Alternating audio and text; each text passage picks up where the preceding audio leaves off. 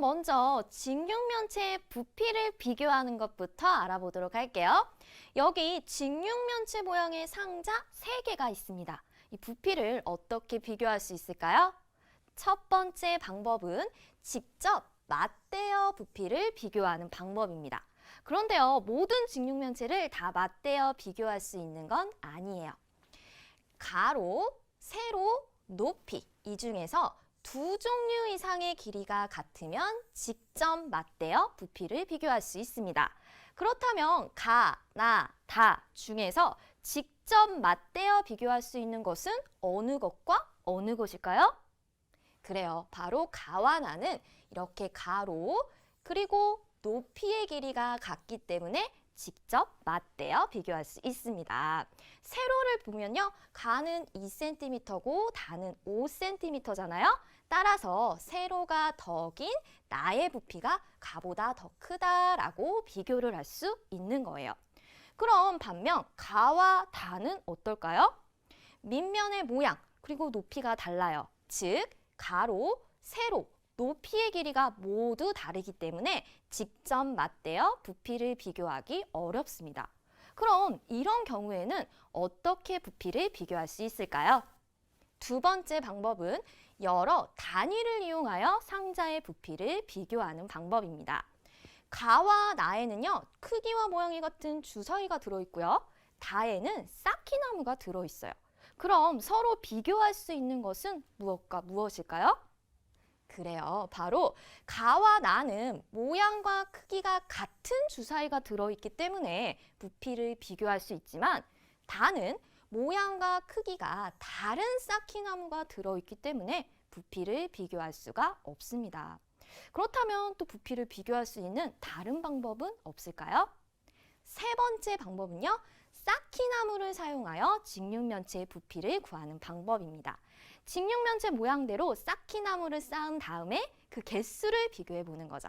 자, 그럼 가를 볼까요? 가에는 쌓기나무가 몇 개 이용되었을까요? 가로에 3개, 그리고 세로에 하나, 둘, 셋, 넷, 5개. 이것이 2층이잖아요. 그러니까 모두 곱하면 몇 개?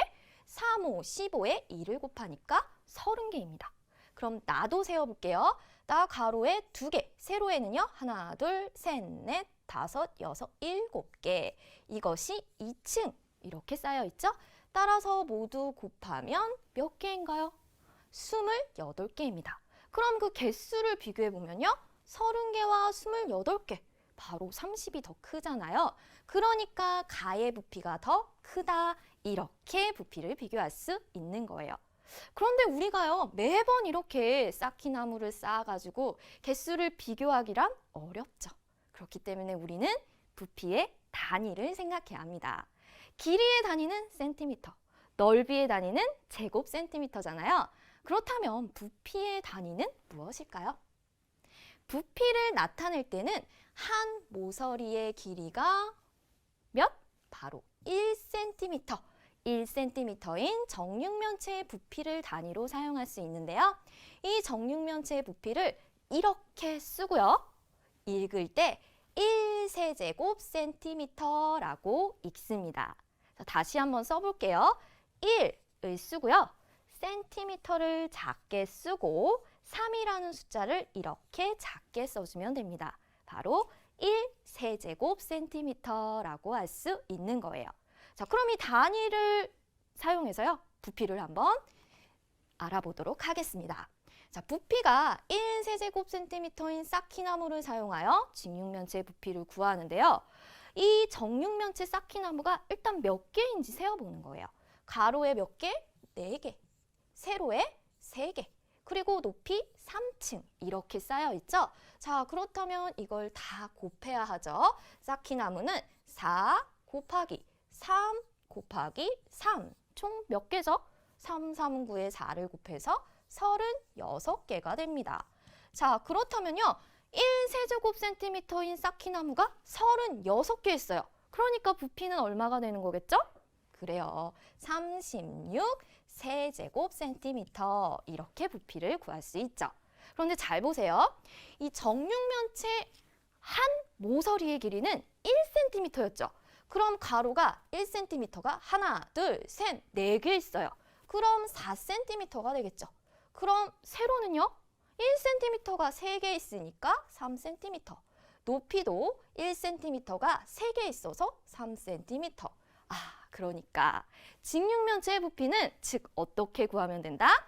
가로 곱하기 세로 곱하기 높이로 구할 수 있구나. 이렇게 알아낼 수 있습니다. 자, 그럼 정리할게요. 직육면체의 부피는 어떻게 구한다고요? 가로 곱하기 세로 곱하기 높이로 구한다. 자, 그런데 가로 곱하기 세로를 잘 볼까요? 가로 곱하기 세로는 바로 밑면의 넓이예요. 여기도 밑면의 넓이. 이 직육면체에서도 밑면의 넓이잖아요.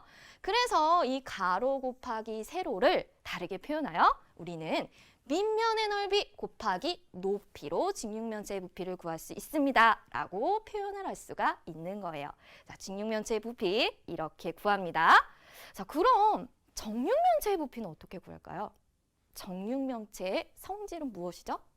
맞아요. 정육면체는요. 가로, 세로, 높이의 길이가 모두 같은 직육면체라고 할 수 있잖아요. 가로, 세로, 높이가 다 같아요. 그러니까 한 모서리에 이 한 모서리의 길이만 알면 부피를 구할 수가 있겠죠. 어떻게? 한 모서리의 길이 곱하기 한 모서리의 길이 곱하기 한 모서리의 길이가 바로 정육면체의 부피가 됩니다. 모서리의 길이가 모두 같으니까요. 가로, 세로, 높이 구분하지 않고 한 모서리의 길이 곱하기 한 모서리의 길이 곱하기 한 모서리의 길이로 구하면 되는 겁니다. 자, 그렇다면요. 이 부피 구하는 개념학인 문제 풀어보도록 할게요. 자, 지금 가로가 6, 세로가 4, 높이가 4입니다. 자, 그럼 부피는요.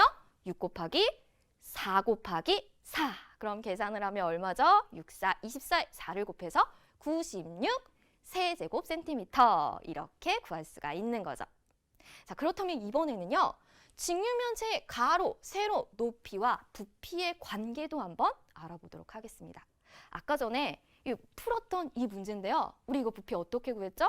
가로 6, 세로 4, 그리고 높이 4 이렇게 구했잖아요. 그런데 여기서 만약 가로가 2배가 됐어요.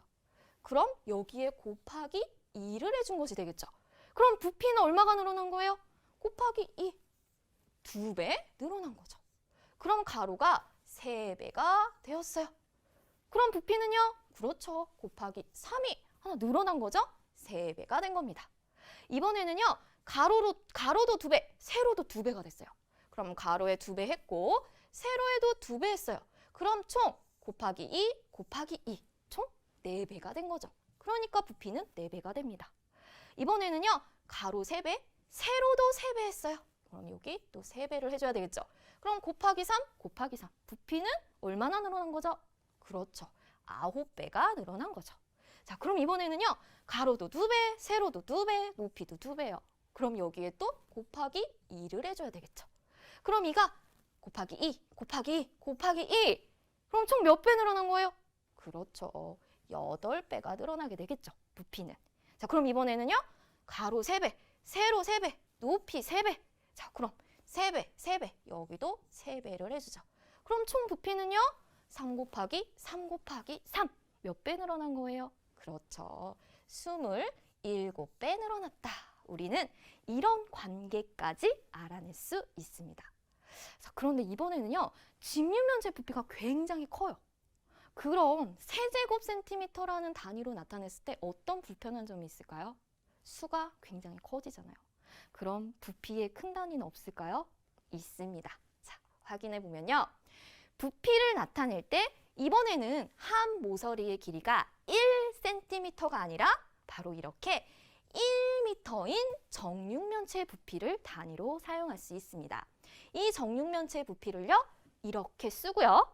읽을 때는 1세제곱미터라고 읽는 거예요. 자, 다시 쓸게요. 1 하고요.